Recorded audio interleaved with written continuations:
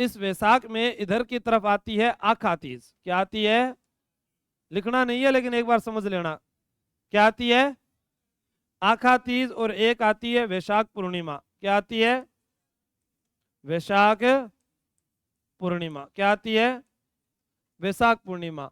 इधर वाले में आपको कोई भी चीज याद करने की आवश्यकता नहीं है। तो वैशाख में कितने तुम्हारे याद करने हैं? दो। एक का नाम, एक का नाम। अब वैशाख पूर्णिमा के दिन लाइट ऑफ एशिया के नाम से प्रसिद्ध है गौतम बुद्ध। कौन है? बौद्ध धर्म के संस्थापक का नाम क्या है? गौतम बुद्ध। गौतम बुद्ध का जन्म जो हुआ था वो किस पूर्णिमा को हुआ था? इनको ज्ञान की प्राप्ति किस दिन हुई थी? और इनकी मृत्यु भी किस दिन हुई थी? किसकी बात कर रहा हूं मैं? गौतम बुद्ध जिनका जन्म 563 ईसा पूर्व लुम्बिनी नेपाल का एक तराई क्षेत्र है, रुमनदेही जिसे कहा जाता है, आधुनिक रुमनदेही तिलोर कोटा के नाम से प्रसिद्ध, वहां गौतम बुद्ध का जन्म हुआ था। गौतम बुद्ध जो है इन्होंने बौद्ध धर्म चलाया था। अब बौद्ध धर्म चलाया था तो जब ये घर पर रहते थे तब एक जो पंडित था उसने भविष्यवाणी की थी। काल देवल या कोडिन्य नामक उस ब्राह्मण का नाम था, काल देवल या कोडिन्य। उसने कहा था या तो ये बहुत बड़ा सन्यासी बनेगा या भारत का बहुत बड़ा चक्रवर्ती राजा बनेगा। लेकिन महात्मा बुद्ध ने शादी के बाद ये घर से निकल जाते हैं, 29 वर्ष की आयु में घर त्याग दिया था और 35 वर्ष की आयु में इन्हें ज्ञान की प्राप्ति हुई थी। और वो ज्ञान की प्राप्ति किस दिन हुई थी? कितने साल की उम्र में घर त्यागा था? एक रिजु पालिका एक पेड़ है निरंजना पुनपुन नदी के नाम से बोध गया में जिसको कहते हैं, वहां पर ये रहे और लगभग 6 साल तक इन्होंने एक ही स्थान पर बैठकर तपस्या की थी। अब आप सोचिए कि अगर ये उतनी तपस्या नहीं करते तो क्या ये गौतम बुद्ध कहलाते? एशिया का ज्योतिपुंज कहा जाता है इन्हें, लाइट ऑफ एशिया। इनके दो गुरु थे, पहले गुरु का नाम था अलार कलाम, दूसरे का रुद्रक रामपुत। ठीक है, रुद्रक रामपुत। और घरे त्याग की यह घटना कहलाती है महाभिनिष्क्रमण। क्या कहलाती है? महाभिनिष्क्रमण। और इन्होंने अपने जो है पहला उपदेश दिया था वो सारनाथ में दिया, सर्वाधिक उपदेश श्रावस्ती में दिए, और इनका जो बौद्ध धर्म का प्रचार है वो कौशल राज्य में सर्वाधिक हुआ था। तो महात्मा बुद्ध जो हैं इनके द्वारा कौन सा धर्म चलाया गया था?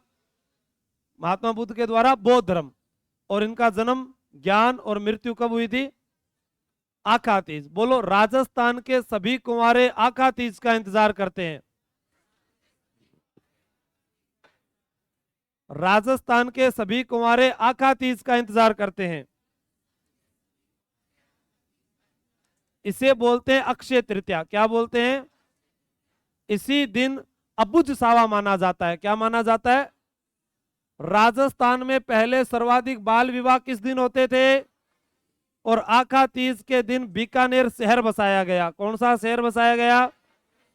बीकानेर शहर किस दिन बसाया गया? इस दिन बसाया गया था, तारीख थी 12 अप्रैल 1488। कब थे? किसने बसाया था? राव।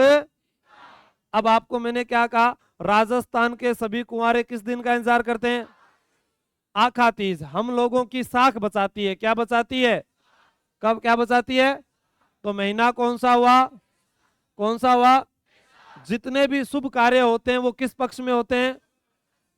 शादी भी शुभ कार्य माना जाता है तो किस पक्ष में आएगा? और आखा तीज के आगे देखो ये क्या लिखा हुआ है, 3 लिखा हुआ है ना भाई। आखा ऐसे ही तो लिखते हैं अपने, तो इसमें लिखा हुआ है तृतीया। तो आखा तीज या अक्षय तृतीया जो भी पूछा जाए उसमें तृतीया तो लिखा आ रहा है। तो ये आपको पता चल जाएगा वैशाख के शुक्ल पक्ष की क्या मनाई जाती है। अभी एक मैंने आपको लिखाया था कि अलवर के अंदर गुर्जर प्रतिहार शैली में नारायणी माता का मंदिर बना है। नाइयों की कुलदेवी बताया था। नारायणी माता का मेला भी वैशाख के महीने में भरता है, वैशाख के शुक्ल पक्ष की एकादशी को। लेकिन अपने ये नहीं कह सकते कि वैशाख के इधर महीने में कोई कुछ नहीं आता है। आपने एक गवर लिखी थी, धिंगा गवर, कब भरता है उसमें मेला? देखो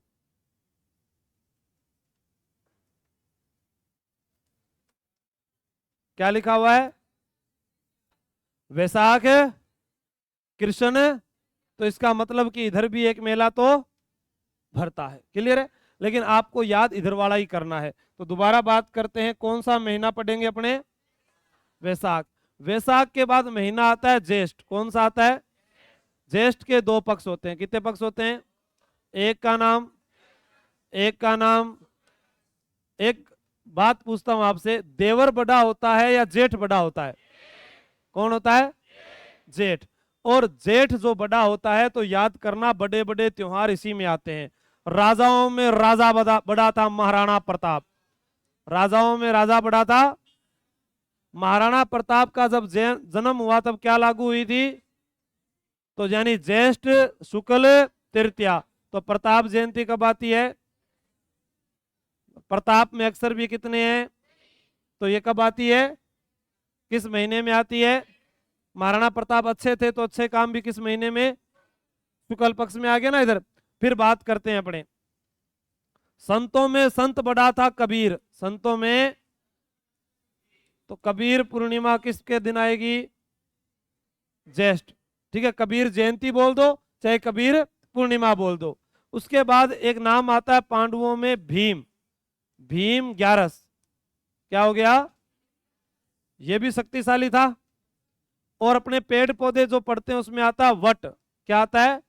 वट किसको बोलते हैं? बरगद को। तो वट सावित्री व्रत। वट सावित्री व्रत। रानियों में बड़ी थी सीता, तो सीताबाड़ी का मेला। सीताबाड़ी का मेला, सीताबाड़ी का मेला। तो वट सावित्री व्रत ये अमावस्या में है, सीताबाड़ी का मेला भी अमावस्या में है। अब इनको याद कैसे करेंगे कि वट सावित्री व्रत, ठीक है, वट सावित्री व्रत। वट जो है वो बरगद को कहते हैं। मैंने क्या कहा था? जेठ में बड़े बड़े नाम। पेड़ पौधों में सबसे बड़ा क्या आता है? राजाओं में सबसे बड़ा, संतों में सबसे बड़ा, रानियों में सबसे बड़ी, और पांडवों में शक्तिशाली। पांडवों में शक्तिशाली वह आदमी भी बड़ा है जो बिना जल के रह सकता है, निर्जला एकादशी। निर्जला यानी वह इंसान जो बिना पानी के रह सकता है, वह भी तो बड़ा है। तो निर्जला एकादशी भी किस महीने में आती है? किस महीने में आती है? ज्येष्ठ में आती है। इससे पहले महीना कौन सा पड़ा था? कौन सा पड़ा था? वैशाख। राजस्थान के सभी कुंवारे, सर्वाधिक बाल विवाह कब होते हैं? कौन सा शहर बसा था? किसने बसाया था? किस दिन बसाया था? हैं? तारीख, तारीख सुना नहीं? 12 अप्रैल। अच्छा चलो, एक प्रश्न है, महात्मा बुद्ध का जन्म कब हुआ था? वैशाख। ज्ञान की प्राप्ति है? सच में? मैंने आपको एक मेला लिखाया था, बाण गंगा महोत्सव, वैशाख पूर्णिमा। एक गोमती सागर पशु मेला, वैशाख पूर्णिमा, तो वो भी याद हो जाएंगे। नारायणी माता का भी आ गया, गंगा दशहरा का भी आ जाएगा। तो ये जो चीजें हैं, अब इसको आप गो गो नारायणी करके याद कर लेना। किधर गया रे?